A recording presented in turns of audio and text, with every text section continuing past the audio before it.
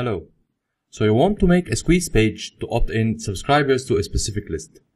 For those who are new to this term, a squeeze page is like the new sales letter. Practically, it is the landing page where you acquire the subscribers' email addresses. So you do or offer something to convince them to give you their email address in return. You get your user consents to be able to send them emails later on. Most respectable email management tools require that you get this consent before you can reach out to people. So best thing to do is to get to use their very opt-in tool in integration with your website or blog. But using the email list you acquire is another story, not in the scope of this lecture. Let's get to work. Probably you heard of MailChimp. If not, then it is in short an email management platform. Our scope in this lecture is how to make a squeeze page or landing page with a Facebook tab using MailChimp. And I use MailChimp primarily because it is free for many of the resources, of course, and has a good and reliable service. So log into your MailChimp account or sign up to create a new one.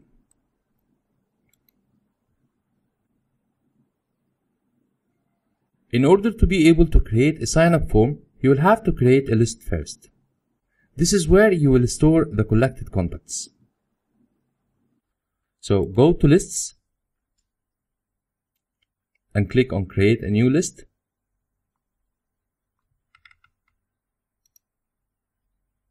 We will use an example of flowers related website or blog.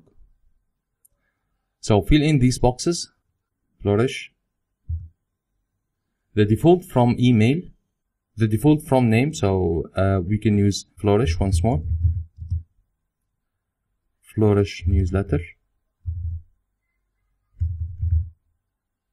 You'll have to give a reminder to your subscribers why they are receiving your email.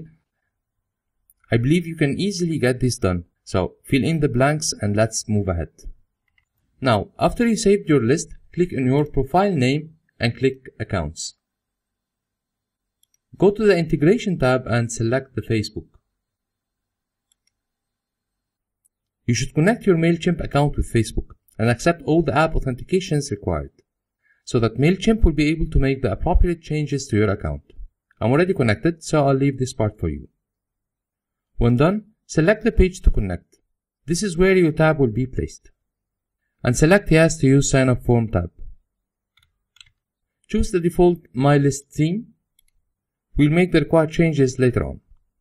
Give it a name and then click Save.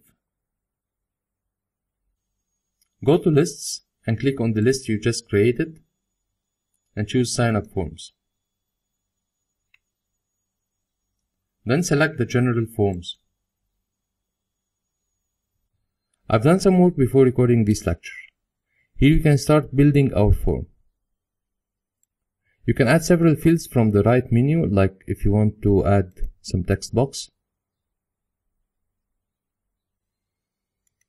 and edit its parameters here. So give it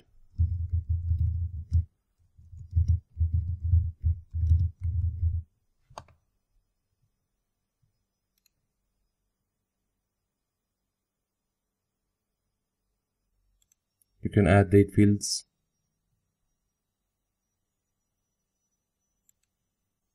checkboxes, or drop-down menus.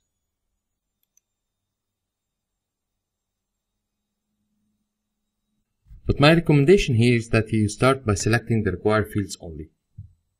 Don't add a field just because you can. And don't treat your opt-in form as your survey form, and just adding all types of controls and ask users as much questions. I mostly use the email field only. So let's remove all this.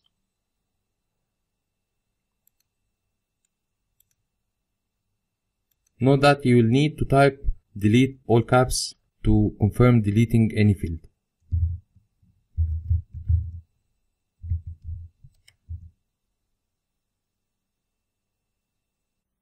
So let's do some editing to our form here.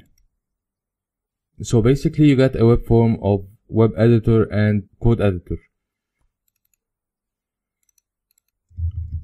So you can change your text here or add more text, get our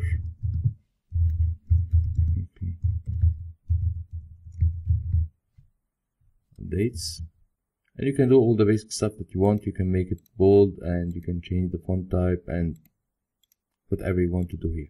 You can add more text and images, and you may edit the HTML for more control over the layout. A few things to note here. You cannot embed video iframe code like the ones you get from YouTube.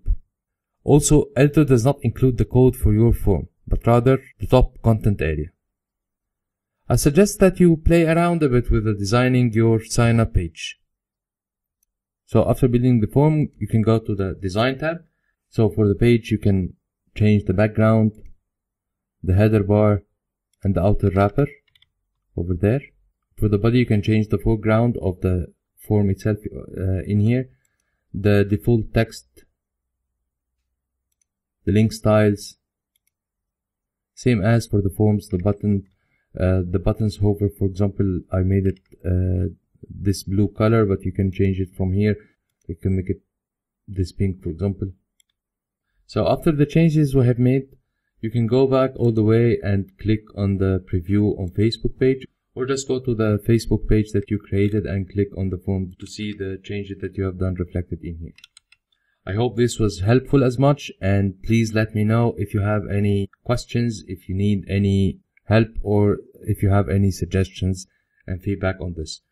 If you want